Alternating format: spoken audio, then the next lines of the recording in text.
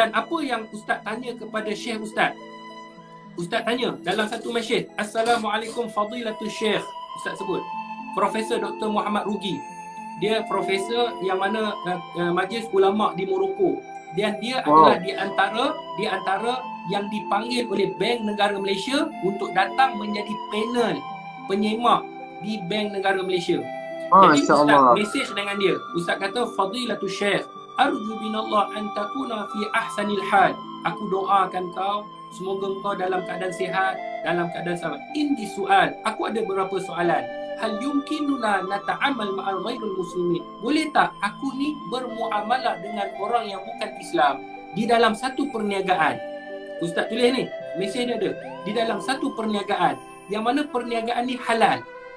Menjual barang-barang asas yang bukan arak, yang bukan benda-benda yang haram. Jadi tetapi pengasas dia mempunyai niat untuk menyebarkan agama Kristian. Ini agama Kristian, menyebarkan dan menyumbangkan duit dia untuk agama Kristian. Boleh tak boleh Syekh kita bermuamalah? Mula-mula Syekh jawab, minta maaf, aku tak boleh nak jawab soalan ni. Mula-mula dia jawab. Ustaz pun diam. Ustaz pun kata, Barakallahu fiq, jazakallahu khairan kathir. Terima kasih Syekh. Jadi Ustaz pun tak nak ganggu. Tetapi semalam, Alhamdulillah, dia bagi satu jawapan. Ini cara ulama. Ulama tak boleh nak semua benda dia tahu. Betul. Dia kata apa? Waalaikumsalam warahmatullahi wabarakatuh. Ni bukti dia. Sekejap saya tunjuk. Nampak? Okey. Dia tulis Arab lah, tak bunyi Ustaz. Saya tak boleh bunyi lah. Sekali Arab dah. Dia kata waalaikumsalam warahmatullahi wabarakatuh. La mani' syar'an min al-amal fi at-tijarah ma'a ghairil muslimin idza lam takun fil muharramat kal khamr wa nahu, amma kaun sahibul mashru' yukhassis ba'd al-mal li kanisa fala yughayyiru min hadha al-hukm li'anna dhalika yata'allaq bihi wahdah wal kanisa ma'bad 'ala al-muslimin ihtiramuhu wa 'adam al-i'tida' 'alayhi ma dama lahum. Kata Syekh Profesor Muhammad Rugi ni, Ustaz tanya ni. Ustaz kata, dia kata tidak ada masalah daripada segi syarak di dalam kita bermuamalah dengan orang yang bukan Islam selagi mana kita tidak berniaga perkara-perkara yang diharamkan seperti al-khamar, seperti arak ataupun selain daripada itu. Dalam ekonomi ada tak arak? Tidak ada. Ada tak bermuamalah cara tak ikut sistem JAKIM telah sediakan tentang rangkaian? Tidak ada. Semua dia patuh syariah. Amma kaun sahibul masyru', adapun orang yang mana sahibul masyru' ni dia peniaga, pengasas, dia nak allocatekan duit dia untuk kanisa, untuk menyebarkan agama, fala yughayyiru min hadzal hukum, tidak ada kesan pun. Sebab apa dia kata? Itu adalah diri dia, kita tak terlibat. Dia lakum dinukum waliyadin, agama kamu, agama kamu, agama kami, agama kami. Apa yang nak terlibat? Oh, sebab dia ada duit, dia boleh sebarkan agama, dia boleh memurtad. Itu hak dia. Hak kita kalau dia nak murtad, kita yakinkan orang kita apa agenda kita untuk mengislamkan orang. Bagaimana Rasulullah berniaga untuk mengislamkan orang. Rasulullah masuk, dulu ada fatwa, sebelum Ustaz sambung ni. Dulu ada fatwa, Ustaz buat bahas dalam bidang maqasid syariah. Bahas master Ustaz mura'atul maqasid fi fiqhil khilaf, meraihkan maqasid di dalam perbezaan pandangan ulama. Ustaz mendapat tempat yang tertinggi dalam perbahasan ulama. Syukur. Dalam bahas master. Kemudian bahas PhD Ustaz atharul maqasid fi khilaful fiqh, kesan maqasid di dalam perbezaan pandangan ulama.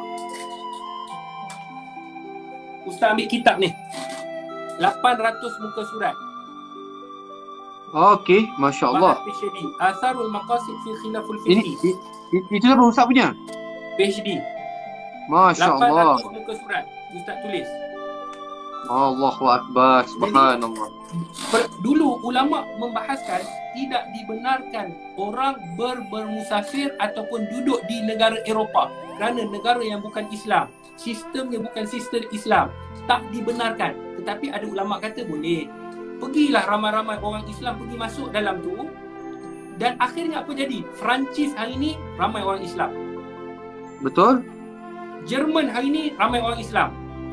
Rusia hari ini ada masjid Islam. bukankah kerana apa bermuamalah kita pergi masuk? Begitu dengan Atomi, tak mustahil. Ramai orang Islam masuk. Hari ni kita boleh minta macam-macam. Kita minta perniagaan ni kena halal. Bukankah dia memberi satu komitmen nak memberikan satu benda yang halal? Dia pergi cari benda-benda yang halal. Bukankah kita hari ni kita minta muamalah ni kena muamalah yang mengikut prinsip? Atomi Malaysia dah keluarkan satu statement. Dia dah keluarkan satu ni, dia kata tidak akan mengeluarkan sedikit pun kepada gerakan Kristian. Bukankah itu permintaan daripada orang Islam? Kalau Talib seorang duduk dalam Atomi, rasa-rasa boleh buat tak? Dia sengih je. Kau pergi beli bagi gini, kau duduk jauh-jauh. Tetapi dengan adanya ramai, tidak jadi masalah.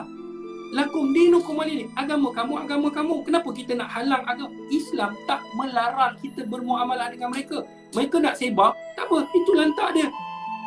Di Sabah, berapa ramai orang telah dimurtadkan? Di Sarawak, jangan kata di Sabah, Sarawak, di Malaysia, di Selangor, berapa ramai orang dah dimurtadkan? Ramai. Apa kita buat?